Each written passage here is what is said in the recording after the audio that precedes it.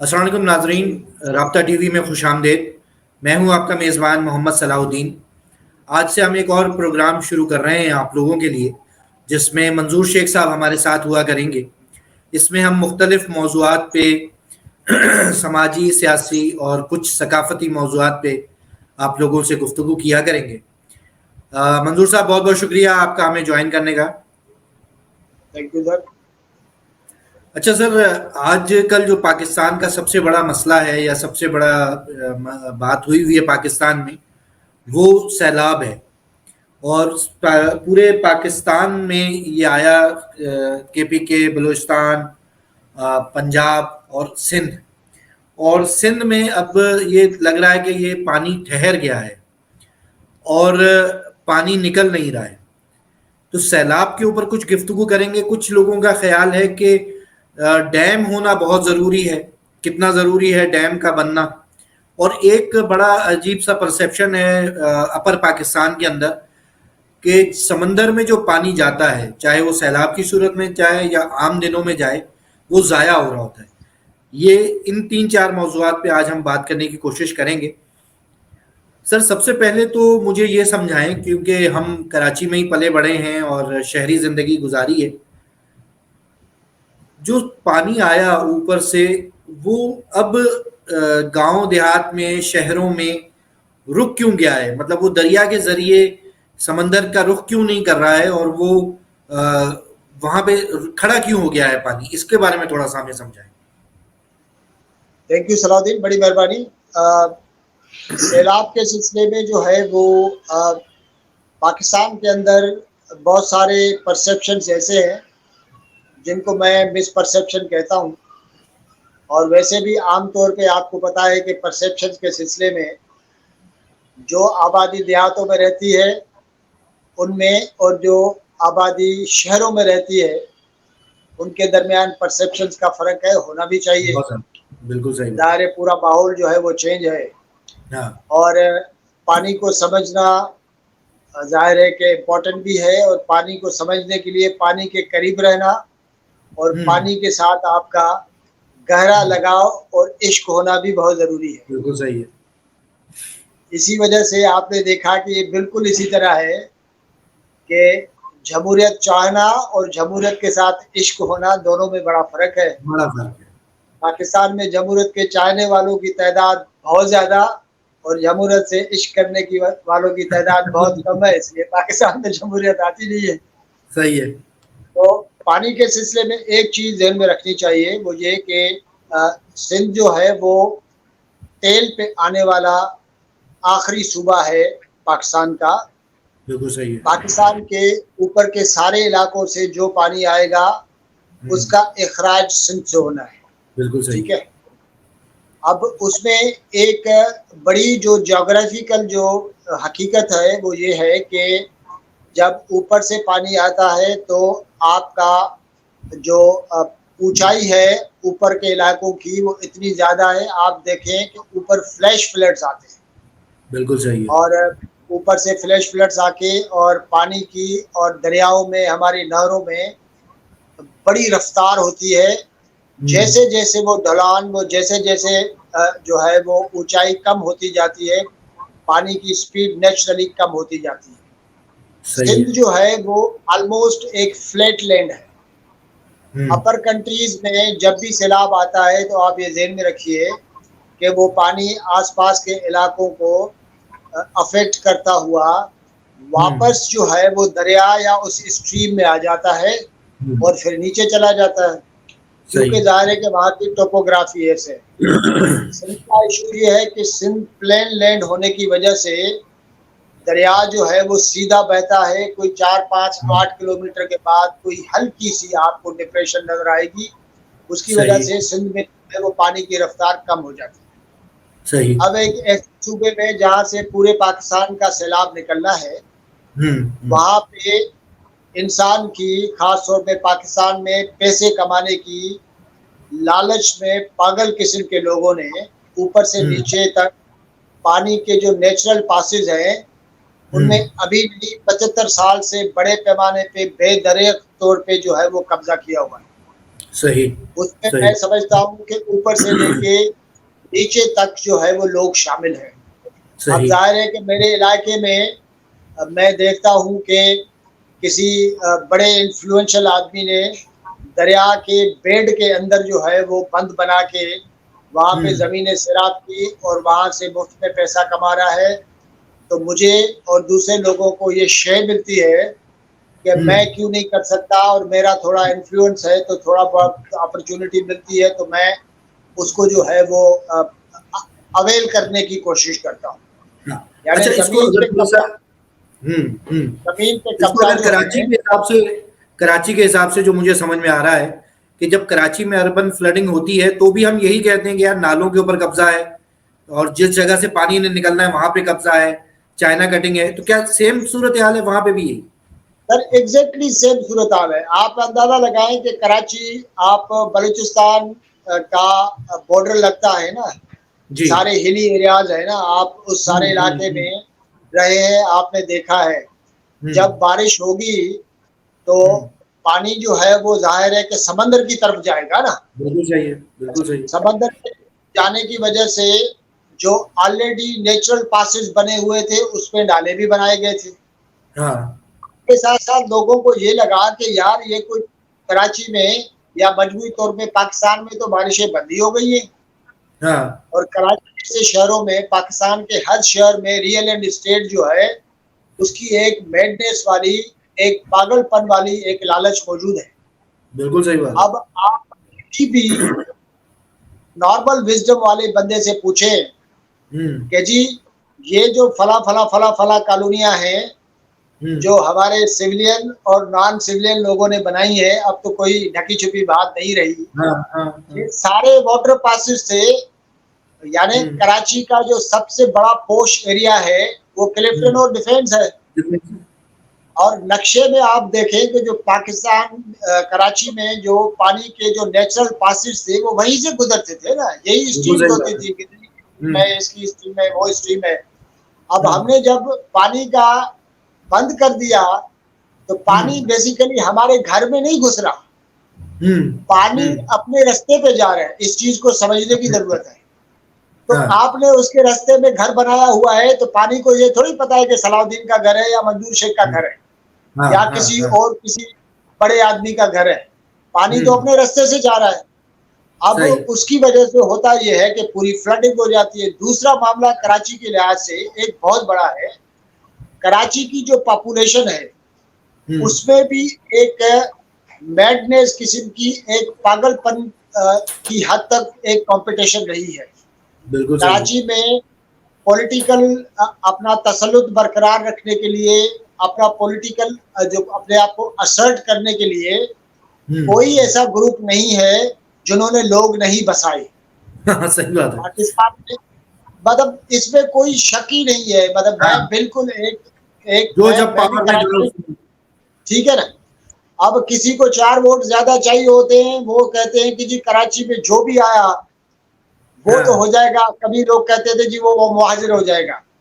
या हाँ। कराची में 4 लोग आए, वो मिसाल पीपल्स पार्टी के हो जाएंगे। कराची में हाँ। 4 लोग आए वो जी जमात इस्लामी के हो जाएंगे। आई डोंट नो, हाँ। मतलब ये कौन सा पागलपन है कि कराची दुनिया का वाहिद शहर है जहां पे कोई भी असेसमेंट नहीं है। सही। और सर इसमें, कराची। हम्म। हाँ कराची पे इसमें तो खैर मकसद है। पहले भी बात होती हाँ रही है, लेकिन हम वापस जरा सिंध पे आते हैं। पानी अब देहात में खड़ा है, उसको कैसे निकाला जाएगा? बात आपकी सही है कि फ्लैट वो रिवर है, और तो किस तरीके से निकलेगा? क्या ये कुदरती तौर पे धूप से ही खत्म होगा, या कोई तरीकाकार होता है इसको निकालने का पानी का?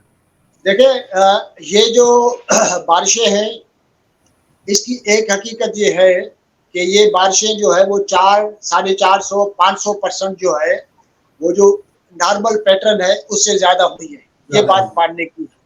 हाँ। ये एक क्लाइमेट चेंज है। और अब जिन एक्सपर्ट्स को मैंने सुना है, जितना कुछ मैंने मेरी एक्सेस है पढ़ाई के सिलसिले में, वो ये है कि जो नॉर्मल मॉनसून का जो सिस्टम था वो बे ऑफ बंगाल में जो डिप्रेशन बनता था उससे आता था। अब ये सिस्टम चेंज हो गया है। लोग कह रहे हैं कि जी ये ये अब थर वाले साइड पे, गुजरात वाले साइड पे, इस साइड से आएगा। आपने देखा कि 2 दिन में कराची में जो बारिश हुई है उसने तो सारी जी, जी। प्रेडिक्शंस को ही हिला के रख समझा। दिया, राइट? बिल्कुल सही। तो ये बारिशें जो है आई ज़्यादा हैं, उसकी 2 बड़ी वजूहत हैं कि सिंध जो है वो पूरा डूबा हुआ है और हुँ, लिटरली पूरा सिंध डूबा हुआ है।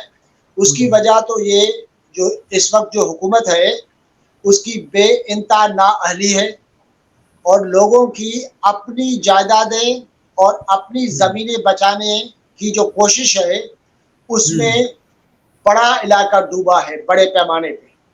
अब जब सही। आपके पास अच्छी गवर्नेंस नहीं है, शहरों में भी हुँ, क्या है, शहरों में भी ये है कि आपके पास तनकीद करनी आती है लेकिन मसले को समझना नहीं आता। यानी सही। तनकीद करना तो बड़ा आसान है, पीपल्स पार्टी पे हुँ, तनकीद करना बहुत आसान है, इसमें कोई शक नहीं हुँ, है।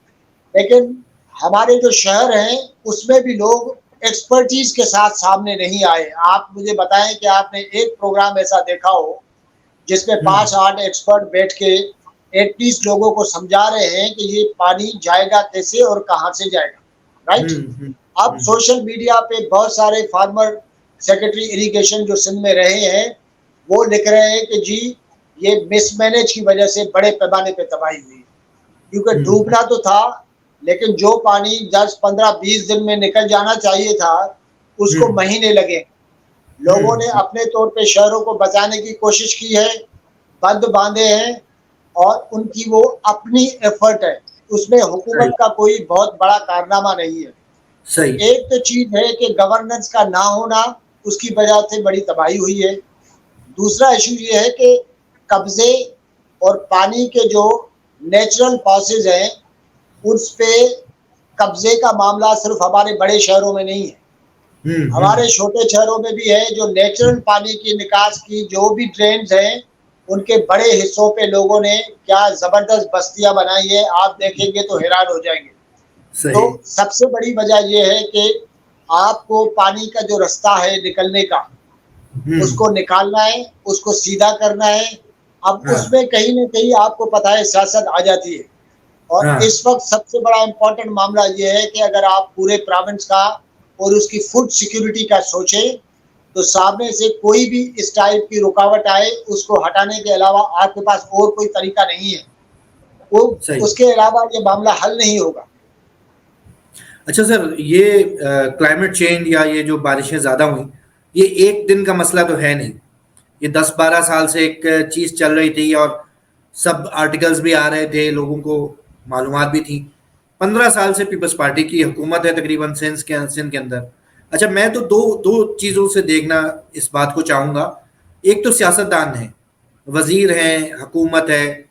दूसरे एक इंतज़ामिया है, ब्यूरोक्रेसी है, कमिश्नर है, डिप्टी कमिश्नर है।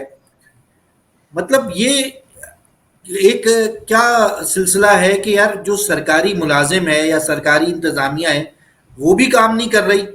चलें, हम सियासतदानों को तो करप्ट कह देते हैं बिल्कुल इत्मीनान से, लेकिन सरकारी जो इंतजामिया है, कमिश्नर, डिप्टी कमिश्नर, नीचे जो मतलब इवन झाड़ू लगाने वाला और जो सिंध बिल्डिंग कंट्रोल अथॉरिटी है, जब आप कह रहे हैं कि वहाँ पे वो बन गई, सोसाइटीज बन गई, ये सब लोग कहाँ सो रहे थे? मतलब क्यों काम नहीं करते ये लोग यहाँ पे?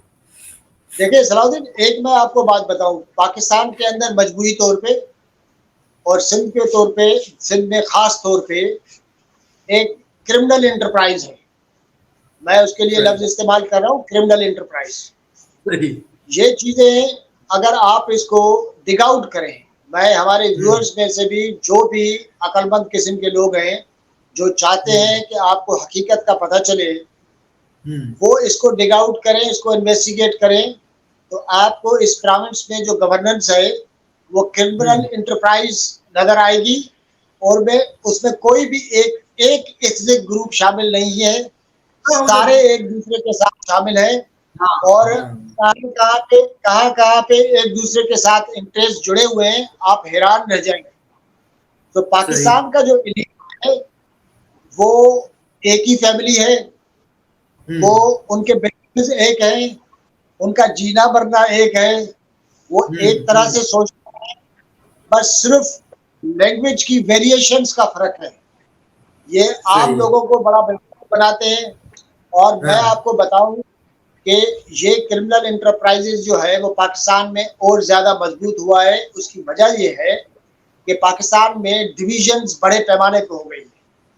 अब हम्म। जब डिवीजन होती है और बड़े पैमाने पे अवाम की सतह पे धड़ेबंदी होती है, तो लोग हाँ, अवामी सतह पे छोड़ना बंद कर देते हैं, गिरोही अंदाज में सोचना शुरू करते हैं। सही बात है, तो सही बात है। आपका बेसिकली यहीं पे फंसा हुआ है। आप मैं मुझे एक पार्टी बताएं जो हम्म। प्राइवेटली हम्म। दूसरी सारी पार्टियों के लोगों से बड़े पैमाने पे खुसूसी खास किस्म के महफिलों में नहीं मिलती हो। मैं तो हम्म। बीइंग जर्नलिस्ट, 30-35 साल की जो भी जर्नलिज्म में मैंने तो बहुत सारी चीजें देखी है ना। और आई हाँ, एम श्योर हाँ। कि बहुत सारे लोग और जो जर्नलिज्म में है, जो सोशल वर्क में है, जिनका एक्टिविज्म से ताल्लुक है, वो भी जानते हैं। लेकिन सही। आपको कहीं कोई ना कोई दीवार तो खींचनी पड़ेगी, कोई लकीर खींचनी पड़ेगी कि भाई इसके हम्म। बाहर आप जाएंगे तो फिर तो आबाद हम्म। दुश्मनी है ना। पीपल्स हाँ। पार्टी के ऊपर बड़े पैमाने पे तनकीद बनती है, हो रही है हाँ। बड़े पैमाने पे। इस तबाही में पीपल्स हम्म। पार्टी का बड़ा रोल है, प्रैक्टिकल रोल है, जिसको फिक्स होना जरूरी है। लेकिन हम्म। उसको पकड़ेगा कौन? इसलिए नहीं पकड़ेगा, सारी अपोजिशन है, वो हाँ। सारी अपोजिशन फ्रेंडली अपोजिशन है। सही। कहीं ना कहीं किसी का मफाद किसी न किसी जगह पे जुड़ा हुआ है, फिर वहां पे आपको अवामी मफाद पे कंप्रोमाइज करना पड़ता है। और सही। कंप्रोमाइज सही। की कराची से लेके पूरे सिंध की ये हालत इसी वजह से, इसमें तो दो राय हम्म। है नहीं। हाँ, तो तो मेरा ये मतलब हम ख्याल जो है। अवाम जो आपस में एक दूसरे से लड़ रहे होते हैं, असल में वो क्रिमिनल इंटरप्राइजेस को फायदा पहुंचा रहे होते हैं, और ये सब ऑफ मिलकर ही कोर्स। हमारे हकूक को गसब कर रहे हैं, और काम नहीं कर रहे हैं, ना सियासतदान काम कर रहे हैं और ना इंतजामिया की तरफ से। अच्छा सर, एक जो बड़ा मिसपरसेप्शन है, खसूसन जब हम ऊपर पंजाब में या इस्लामाबाद वगैरह में दोस्तों से मिलते हैं, तो वो कहते हैं यार समंदर में पानी बड़ा ज़ाया होता है, समंदर में जो पानी जा रहा है ये बड़ा ज़ाया हो रहा है। ये बात बीइंग कराचियाइट तो मुझे अंदाज़ा है कि समंदर के अंदर मीठा पानी जाना कितना ज़रूरी है। कुछ आपने भी इधर सारा ठट्टा वगैरह का, बदीन वगैरह का विजिट किया हुआ है, इधर काम किया हुआ है, इसके हवाले से बताएं कितना ज़रूरी है मीठा पानी समंदर में जाना। तो हम्म। रिवर इंडस अगर इतने जाओ जलाल से हजारों सालों तक नहीं बनता तो सिंध नहीं बनता। Keep in mind. सही। इसका सही। मतलब है कि आपको जो ऊपर से पानी आता है, आपको नई जमीन फराहम करता है। हम्म। और दूसरी बड़ी बात यह है कि ये जो पानी है, इस पानी की बड़ी जो इम्पोर्टेंस है वो ये है कि वो दरिया में जाए, जो समंदर में मिलेगा और समंदर को अपनी हुदूद में रखेगा। सही। पाकिस्तान में ऊपर जो भी डैम्स बने हैं, हम्म। जितने डैम्स बने हैं, जितने साल हुए हैं, ठट्टा और बदीन की साहिली पट्टी में समंदर, हम्म। बहुत सारी यूनियन काउंसिल्स, बड़े इलाके जो है वो अपनी लपेट में लेता रहा है। सही। ये एक साइंटिफिक हकीकत है। दुनिया के जो हम्म। सारे डेल्टा हैं वो बने ही इसी तरह हैं। अब अगर पंजाब में बैठे हुए, केपी में बैठे हुए, कराची में बैठे हुए लोगों को इस हकीकत का पता नहीं है, तो मैं समझता हूँ ये लाइल्मी है। उनको मेरी गुजारिश ये है कि आप जो रिवर साइंस है ना पूरी, उसको हम्म। जरा 10-15 दिन दे दें तो आपको अंदाजा हो जाएगा कि डेल्टा कितना इम्पोर्टेंट है। सैकड़ों किलोमीटर्स पे फैला हुआ डेल्टा जो है, वो ऊपर हमने बैरेजेस और डैम्स बना के कितना सुकड़ गया है हमारा डेल्टा यहाँ, कि उसने जो सारी उसमें जो लाइफ है, और हम्म। उस लाइफ की को कैलकुलेट करें, उसका इकोनॉमिक वैल्यू कैलकुलेट करें, और जो आपने ऊपर डैम्स बनाए हैं उनकी वैल्यू कैलकुलेट करें, तो आपको अंदाजा होगा कि 5 रुपए की चीज हासिल करने के लिए हमने 50 रुपए का नुकसान किया है। 50 रुपए की नुकसान। अब अच्छा, इशू वो ये है कि सिंध जो है वो, चूंकि सबसे ज्यादा नुकसान उसको होता है, इसलिए वो हम्म। कहते हैं कि पानी जाना जरूरी है। दूसरी बात ये हाँ। है कि ये परसेप्शन पता नहीं कहाँ से आया है कि हम्म। डैम पानी, डैम जो है वो सैलाब को रोकते हैं। हम्म। मैं सबसे सवाल पूछता हूँ, मुझे बताएं कि पाकिस्तान का वो कौन सा डैम है जो सैलाबी दिनों में भरा जाता? हाँ, अच्छा सर, ये जो बात हो रही थी सैलाब पानी, समंदर में मीठा पानी की और डेल्टा की, ये हकीकत है कि कई यूनियन काउंसिल्स खत्म हो गई, लेकिन जो बच भी गए हैं उधर आप देखेंगे ये ठट्टा की जितनी बेल्ट थी हमारी, चावल की सारी फसल खराब होना शुरू हो गई। अब वहां पे जितने जमींदार थे वो बेचारे अपनी मतलब कोई चीज बो नहीं पा रहे, और ऑड जॉब्स कर रहे हैं। मतलब एक जमींदार जो मतलब एकड़ों का भाई मालिक था, वो वो भिखारी, बेचारा बड़ा ही बन वो गया। भिखारी हो गए, वो भिखारी हो गए, भिखारी हो मतलब गए। बड़ा ही यानी बन गया। यानी इन इलाकों के जमींदार जो थे, जी। जिनकी फसल जो है पूरे पाकिस्तान में सबसे एक्सपेंसिव मानी जाती थी, हाँ। उनको आप कराची में मुख्तलिफ इलाकों पे भीख मांगते हुए देखेंगे, जी जी, क्योंकि बिल्कुल। उनकी जमीन सारा सब हाँ। कुछ। मैं एक और बात बताऊं, ये सुनी सुनाई बात नहीं है। मैं केटी बंदर और आसपास के इलाकों में पर्सनली कई दफा गया हूं, और मैंने टीवी चैनल पे, इससे पहले टीवी चैनल पे काम करता था उस पे, और वो स्टोरी जो है वो मैंने कई बरस पहले जो है वो इंजीनियरिंग रिव्यू में भी छापी थी, कि किस तरह कितने दिनों में कितने किलोमीटर जो है, कितने एकड़ जो है जमीन जो है वो समंदर के अंदर जा रही है। यानी ये हाँ। फैक्ट है, लोगों को ये बताना चाहिए कि भाई सैलाब जो है वो आप किसी डैम में नहीं फिल कर सकते। मिसाल के तौर पे नहीं आप होती। अंदाजा करें, तरबेला डैम 9 बिलियन एकड़ फुट, मंगला डैम डैम 6, 7, 8 बिलियन एकड़ फुट, सारे आप हम्म। डैम मिला दें तो आपको हम्म। 15, 20, 25 जितने भी आप मिलियन एकड़ फीट होगा। लेकिन जब हाँ। बारिश आती है, सैलाब आता है, तो हाँ, उसके लिए तो आप पूरा पाकिस्तान डैम बना ले, तभी भी पानी नहीं रुक सकता कोई भी भाई। जगह नहीं बचेगा। अच्छा, और ये जो मीठा पानी समंदर में ना जाने से एक तो उस बंदे की जाती जिंदगी तबाह हुई, लेकिन जो चावल की इतनी बड़ी सारी फसल थी हमारी, वो तबाह हुई, तो उससे मुल्क को भी नुकसान हुआ ना। आप एक इंडिविजुअल का नुकसान तो उस बेचारे की जिंदगी तबाह कर दी आपने, लेकिन जो पाकिस्तान की मईशत के अंदर, पाकिस्तान की ज़राअत में नुकसान हुआ, उसको कोई कंसिडर नहीं कर रहा। और ये अगर आप सिर्फ कराची के हवाले से भी देखें, तो कराची के साहिलों के ऊपर जो तिमर के जंगलात थे वो खत्म हो रहे हैं आहिस्ता आहिस्ता, और उसकी वजह से कराची में सुनामी का भी खतरा बढ़ रहा है। सर बहरहाल ये एक बहुत कॉम्प्रिहेंसिव एक इशू है, और ये अप कंट्री रहने वालों को लाजमी इस बात के ऊपर समझना चाहिए, और उनके जो भी सियासतदान और जो साहिब इक़्तिदार और साहिब फैसला लोग हैं, उनको ये समझना चाहिए कि भाई जब तक आप समंदर में मीठा पानी नहीं देंगे, तो ना सिर्फ समंदर आगे आएगा, वहां के रिहायशियों को तकलीफ होगी, बल्कि पाकिस्तान की ज़राअत और उन चीज़ों को भी नुकसान होगा। अच्छा सर, एक बात हमने 2 साल 3 साल पहले कराची में इंजीनियर्स की एक कॉन्फ्रेंस में हमने इंजीनियरिंग रिव्यू ने एक कवरेज की थी, जिसमें तमाम इंजीनियर्स का इस चीज़ के ऊपर कंसेंसस था कि पाकिस्तान में डैम्स की ज़रूरत नहीं है। हाँ, रिजर्वायर्स की ज़रूरत है, कहीं आप पानी जमा कर सकें, लेकिन डैम की ऐसा ज़रूरत नहीं है। लेकिन जो नहरें हैं उनके पक्का करने के ऊपर बहुत बात होती रही है और हुई भी है। क्या समझते हैं कि अगर नहरें पक्की होती तो क्या इसमें थोड़ी सी कमी होती हमारे नुकसान के अंदर, इस सैलाब में जो हुआ है?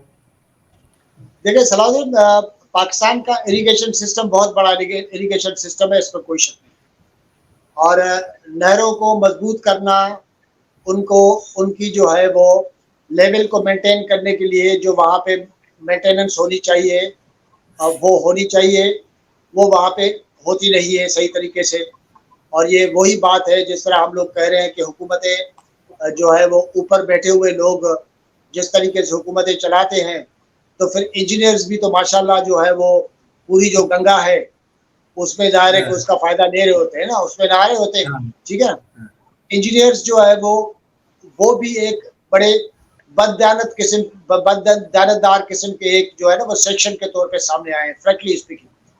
पॉलिटिकल बॉस अपनी जगह पे, लेकिन क्या है कि इंजीनियर को खुदा का खौफ नहीं होना चाहिए कि उसकी जो रियल इंजीनियरिंग प्रोफेशन जो है वो अगर वो नहीं करता तो उसका नुकसान लामहला आम आदमी को होता है। और आम आदमी की जो दुआ है वो अर्श पे बड़ी तेजी से जाती है। उनको ये ख्याल जरूर करना है, राइट। तो नहरी निज़ाम को बेहतर बनाने की ज़रूरत है, लेकिन मैं वही कह रहा हूँ ना, नहरी निज़ाम को बेहतर बनाने की ज़रूरत लग ऐसा रहा है कि जैसे रूरल पॉपुलेशन की का ही वो है, कोई ज़िम्मेदारी है। हमारे शहरों में बैठे हुए लोग हैं, वो बाकी जो आपका प्रोविंस है, उसके साथ वो अपने आप को कनेक्ट ही नहीं करते। वो तो इन सही। दिनों बारिश पूरा सिंध डूबा हुआ है बड़े पैमाने पे, और जो लोग यहाँ पे अपनी जिंदगियां बचा के शहरों पे आए, उनके सिलसिले में मैंने ऐसे ऐसे मैसेजेस सुने हैं कि मुझे तो बड़ी हैरानगी हुई। अब मिसाल फाटा में, दुनिया जहान में, पाकिस्तान के किसी कोने में क्राइसिस होता है, लोग बड़े पैमाने पे कराची में आके वैसे मैसेजेस आपको नहीं मिलेंगे। ये सही लोग, सही। इनको दुनिया जहान दिखा रहा है कि जिनके पास कहीं भी खुश किस्म की जमीन रही नहीं है। बिल्कुल अब वो सही। जो जब कराची में आते हैं, तो मेरा ख्याल है बड़े शहरों में, बड़े शहर के लोगों को बड़ा सोचना चाहिए बड़ा कि यार सोच उन्हें वाकई वेलकम। बड़ी बड़ी तबाही है। यानी इंटीरियर के अंदर जो पूरा सिस्टम है आपका, उसको बेहतर बनाने में कराची के शहरियों का क्यों नहीं हिस्सा होना चाहिए? Why not? लेकिन लेकिन जाहिर सर तरीके से, अभी, हाँ बिल्कुल सही। लेकिन कराची शहर ने अभी जो फ्लड रिलीफ के कामों के लिए पैसे जमा किए हैं, वैसे इमदाद की है, तो उस असल में बहुत छोटा एक ऐसा तबका है जो इस किस्म के मैसेजेस और इस किस्म की बात करता है और अपने भाइयों से दूरी पैदा करने की कोशिश करता है। लेकिन बहुत सारी चीज़ें प्रैक्टिकली अगर आप देखें तो हर मोहल्ले के अंदर, हर मेन बड़ी छोटी शाहरा के अंदर कैंप्स लगे हुए थे। लोगों ने बड़े पैमाने के ऊपर अलखिदमत को, एडी को, इवन गवर्नमेंट को पैसे दिए हैं, खेमे दिए हैं, चीज़ें दी हैं कि वो उधर अपने भाइयों की मदद करें। तो मेरा ख्याल है कि जो पॉजिटिव चीज़ है उसको हमें ज़्यादा अप्रिशिएट करना चाहिए बनिस्बत इसके कि हम बिल्कुल। जो मुरादिन, मैं एक बात बताऊं कि इसी प्रोविंस में जहाँ पे बहुत सारी ऐसी आवाज़ें भी नज़र आती हैं जहाँ पे बहुत सारे लोगों में डिवीज़न पैदा होती है, लेकिन इसी हमारे सूबे सिंध में और मजमूई तौर पे पाकिस्तान में बहुत आला तरीन मिसालें कायम हुई हैं, इसमें कोई शक नहीं है। रिलीफ के काम में बड़े पैमाने पे लोगों ने बिल्कुल ट्रूली इंसानियत के बेसिस पे काम किया है, इसमें कोई शक नहीं है। जो लोग काम कर रहे हैं, जो लोग उस जज्बे का इजहार कर रहे हैं, आपको अंदाज़ा नहीं है कि ये लोग जो अफेक्टीज हैं, उनके नज़र में, उनके दिल में ऐसे लोगों के लिए कितनी इज्जत है। मेरे बिल्कुल सही। सामने बहुत सारी स्टोरीज हैं, तो बस उनको सर अब सल्यूट छोटा करना सा, चाहिए, नो डाउट अबाउट दैट। हाँ बस अब छोटा सा एक आपका कमेंट चाहिए होगा। सियासी क़यादत कितना इन्वॉल्व नज़र आई आपको? मुल्क की अपोजिशन लीडर इमरान खान साहब ने करा सिंध में बहुत कम वक्त गुजारा, ज़्यादा वक्त वो अपर पंजाब में जलसे करते रहे। वज़ीर आज़म साहब भी बस हवाई दौरे और थोड़ा सा वक्त गुजारा। सियासी क़यादत की इन्वॉल्वमेंट कितनी है इस सारे मसले के अंदर, फ्लड इन सिंध के अंदर? देखिए सलाउद्दीन, इमरान खान तो बड़े खतरनाक हो गए हैं, वो खुद भी कह रहे हैं। खतरनाक लीडरों से डरना भी चाहिए। अब ये ये चीज बहुत जरूरी है कि देखना चाहिए कि किस साइड से खतरनाक हो रहे हैं।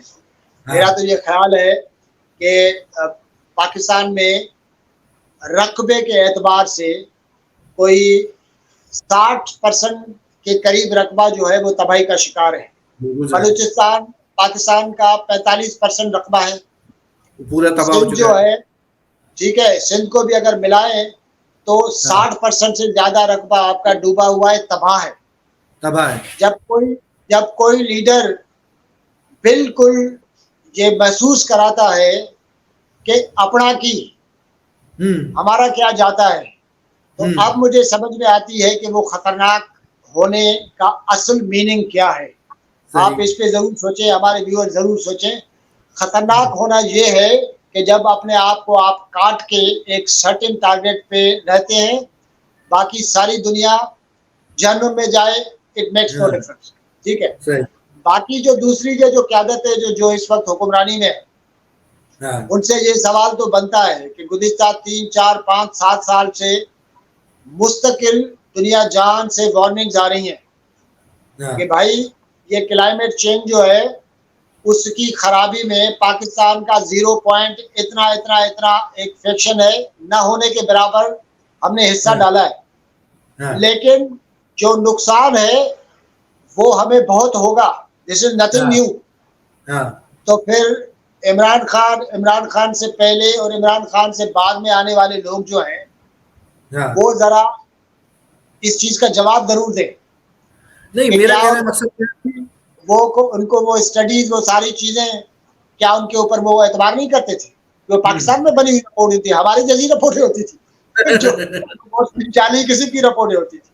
हाँ, उनसे ये नहीं, सवाल होना बहुत जरूरी। मेरे मेरे जहन में था कि क्या अगर खान साहब, शहबाज शरीफ साहब, जरदारी साहब और दीगर रहनुमा कोई एक हफ्ता सिंध में गुजारते, कोई सक्खर में रहता, कोई हैदराबाद में, कोई कराची में, और सिंध के लोगों के जख्मों पे मरहम रखते, उनसे मिलते, उनके पास जाते, कैसा, क्या ऐसा फीलिंग आती सिंध के लोगों के लिए?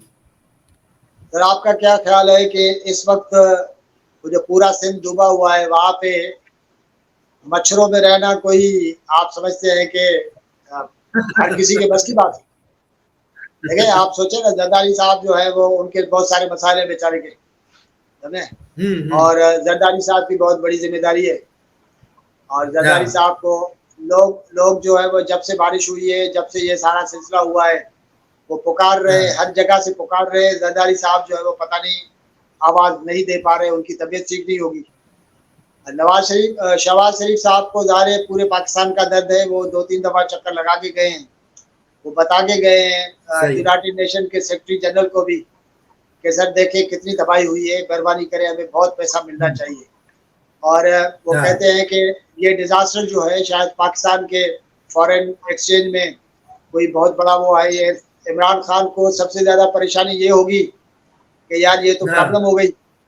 तो अब अगर हाँ, मिसाल के तौर पे आपके पास खजाने में वो तो कह रहे हैं, यूएन सेक्रेटरी जनरल कह रहे हैं कि जी आप कम से कम इनको $30 अरब दें। आप $30 अरब हम्म। समझते हैं कि कितने होते हैं? जी, अब जी, जी, इसको जी, अगर जी, जी। आधा भी इनको मिल जाता है तो इमरान खान के लिए तो प्रॉब्लम हो जाएगी। इसलिए वो कोशिश सही, कर रहे हैं कि और कुछ क्या करें। इमरान खान सही। साहब तो खतरनाक हो चुके हैं, मैं पहले आपको बता चुका हूँ, क्या जरूरत पड़ी है कि हाँ, अपनी हाँ, खतरनाकी कम करने की। तो बहरहाल सही। हम दुआ ही कर सकते हैं, अल्लाह करके हम्म, महसूस हो कि इस धरती पे, हम्म। इन सूबों में आम लोग रहते हैं हाँ, जिनके पास कुछ भी नहीं रहा, रोड पे पड़े। रोड पे मैं पड़े। कह रहा हूँ कि और जो 50 लाख से लोग जो है ना, 50 लाख से ज्यादा लोग रोडों पे पड़े। कराची वाले जो जो दोस्त बेचारे, हैं वो गाड़ी में पेट्रोल डाल के जामशोरों से हम्म, निकले, कश्मीर तक जाए तो उनको पता चल जाएगा कि सिंध क्या है। सही बात है, सही बात है। और जो बेचारे कल तक देने वाले थे, आज उनके बिल्कुल हाथ में कुछ ना बचाओ। बस अल्लाह ताला उनकी मुश्किलात को आसान करे और हमें भी आ, सब लोगों को हिफ्ज़ अमान में रखे। Sir, thank you very much, आपने हमें टाइम थैंक यू दिया। Thank you. तो नाज़रीन, ये इंशाल्लाह मंजूर शेख के साथ, मंसूर शेख साहब के साथ गपशप का एक सिलसिला रहेगा, और मुख्तलिफ जो भी करंट अफेयर्स होंगे, चीज़ें होंगी, उसके ऊपर हम आपके साथ उसको शेयर करेंगे। Sir, thank you very much. तो राब्ता टीवी के नाज़रीन से बस यही गुजारिश है कि हमारे चैनल को सब्सक्राइब करें और लाइक करें, और अगर हमारे ये गपशप आपको पसंद आए तो इसको आगे फॉरवर्ड करें।